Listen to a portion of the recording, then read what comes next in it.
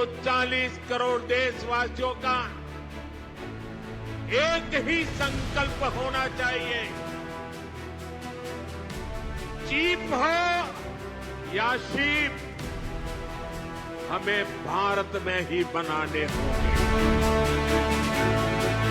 अमेरिकी राष्ट्रपति Donald Trump ने H-1B वीजा को लेकर जो कदम उठाया, उसने उनकी मंशा को लेकर सवाल खड़े कर दिए हैं।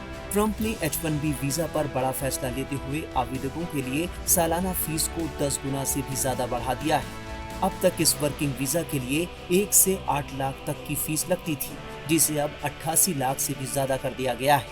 ट्रंप के फैसले को भारतीय प्रोफेशनल्स और IT कंपनियों के लिए बड़ा झटका माना जा रहा है, क्योंकि बड़ी तादाद में स्किल्ड वर्कर्स नौकरी की तलाश में अमेरिका जाते हैं।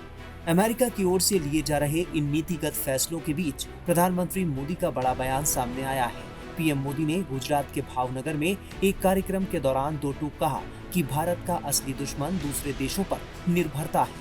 नरेंद्र मोदी ने कहा कि दुनिया में हमारा कोई बड़ा दुश्मन नहीं है। सच्चे अर्थ में अगर हमारा कोई दुश्मन है तो वो दूसरे देशों पर हमारी निर्भरता। आत्मनिर्भर होने के अलावा भारत के पास कोई विकल्प नहीं है। 140 करोड़ देशवासियों का एक ही संकल्प होना चाहिए, चीप हो या शीप, हमें भारत में ही बनाने होंगे।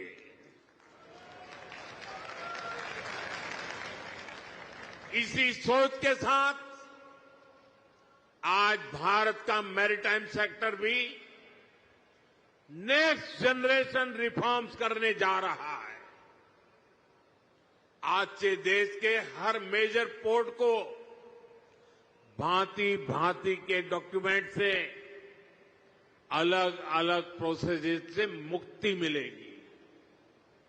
वन नेशन वन डॉक्यूमेंट और one nation one port process अब व्यापार कारोबार को और सरल करने वाली है। टैरिफ और फिर H-1B वीजे की फीस में बढ़ोतरी। अमेरिका का ये फैसला कई मायनों में भारत के लिए गेम चेंजर साबित हो सकता है।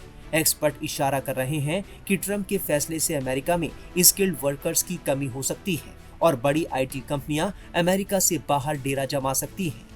जानकारों ने इस फैसले को विकसित भारत की दिशा में योगदान देने का एक बड़ा मौका बताया है। उधर अमेरिका के इस कदम पर पूर्व राजनयिक महेश सचदेवा का क्या कहना है, आइए सुनते हैं।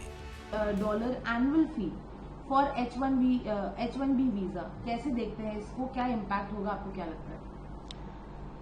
जी, सवाल काफी महत्वपूर्ण है भारत के लिए खास तौर पर, क्योंकि 71% जो H-1B वीजा के हकदार हर साल होते हैं वो भारत से आते हैं, भारतीय नागरिक होते हैं।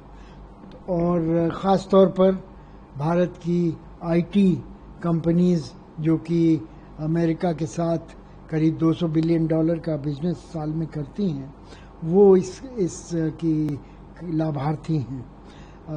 लेकिन इस तरह के आवर्जन पर प्रतिबंधित कानून बनाना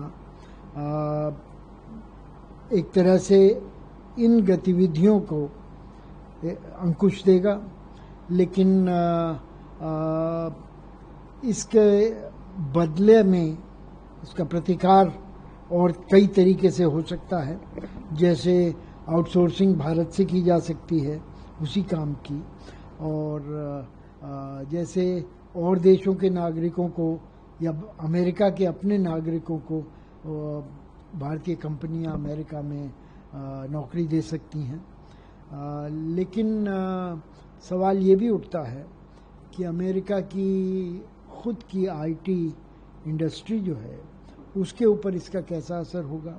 अगर इस तरह के पैसे दिए जाएंगे तो जाहिर है कि अमेरिका में तनख्वाहें बढ़ेंगी, जो विदेश से आए हैं ख़ास तौर पर उनके लिए खर्चे बढ़ेंगे, और अमेरिका में आईटी क्षेत्र के लोगों की उपलब्धि पर सवाल है, क्योंकि कई क्षेत्रों में जो कटिंग एज की जो क्षेत्र हैं आईटी में, जैसे आर्टिफिशियल इंटेलिजेंस वगैरह, उसमें दुनिया भर में प्रोफेशनल्स की शॉर्टेज है। दूसरी ओर अमेरिका में तो शॉर्टेज है ही, दूसरी ओर अमेरिका में जो आईटी के क्वालिफाइड लोग हैं, ग्रेजुएट वगैरह, उनकी मांगें, उनकी अपेक्षाएं तनख्वाहों से बहुत ज़्यादा हैं, और इस वजह से भी अमेरिका की अपनी कंपनियां भी कोशिश करती हैं कि भारतीयों को या अन्य देश के लोगों को बढ़ोतरी दें, उनको आगे लाएं, उनको पहले हायर करें। तो ये सब देखते हुए मुझे लगता है कि ट्रंप साहब का ये जो कदम है, ये अपने बेस, जो मागा का बेस है, उसको खुश करने के लिए किया गया है। अमेरिका के आधिकारिक आंकड़ों के मुताबिक H1B वीजा हासिल करने वालों में 71% भारत से है, जबकि चीन 11.7% के साथ दूसरे नंबर पर है। नीति आयोग के पूर्व CEO अमिताभ कांत ने एक्स पर पोस्ट करते हुए लिखा, डोनाल्ड ट्रंप की $1 लाख की H1B फीस अमेरिकी इनोवेशन को रोक देगी और भारत के इनोवेशन में नई जान फूंक देगी। ग्लोबल टैलेंट के लिए दरवाजा बंद करके अमेरिका लैब्स, पेटेंट, इनोवेशन और स्टार्टअप्स की अगली लहर को गेम चेंजर हैदराबाद, पुणे और गुड़गांव की ओर धकेल रहा है। उनका दावा है कि अमेरिका की आईटी इंडस्ट्री इसके पक्ष में है, लेकिन ये दावा कुछ असरदार या समझ में नहीं आता। ज्ञातव्य है कि कल जब ये कदम उठाया गया तो अमेरिका की आईटी कंपनियों के शेयर 2 से 5% घट गए हैं। नैस्डैक टेक्निकल भी घटा है। तो इस वजह से ये कदम कुछ ऐसा लगता है कि इसका इस्तेमाल करने से अमेरिका की आईटी क्षेत्र को अपने कुछ उसको रुकावट आएगी। सर, ट्रेड डील के बारे में जो टॉक्स है वो दोबारा ऑन ट्रैक है।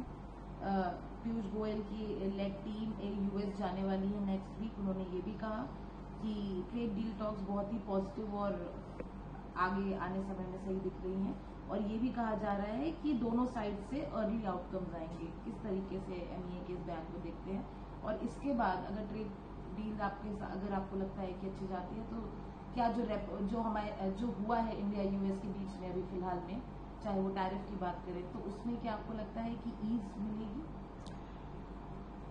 इस बारे में हम लोग कई दौर से गुजर चुके हैं। 5 राउंड की बातचीत हो चुकी है दोनों देशों के बीच में, और उसके बाद जिस तरह से अमेरिका के ख्यातिमान लोगों ने, व्हाइट हाउस के ऊंचे कर्मचारियों ने जिस तरह से भारत को डेमोनाइज करने की कोशिश की, वो भी हम देख चुके हैं।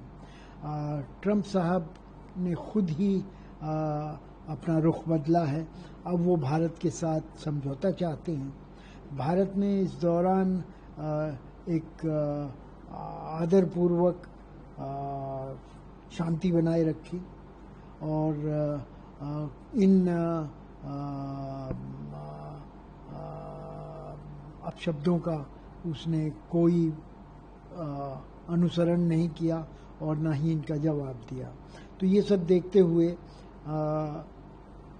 व्हाइट हाउस और ट्रेड डिपार्टमेंट के रुख में बदलाव को चिन्हित करना चाहिए।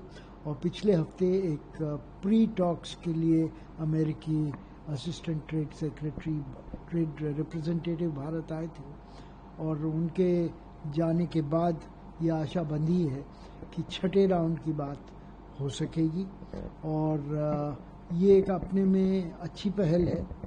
हालांकि 6ठा राउंड भारत में होना था, लेकिन वो पिछले महीने उसको स्थगित कर दिया था अमेरिका ने अपनी तरफ से। अब भारत के अगर व्यापार मंत्री अमेरिका जाते हैं तो ये एक अच्छा शकुन है।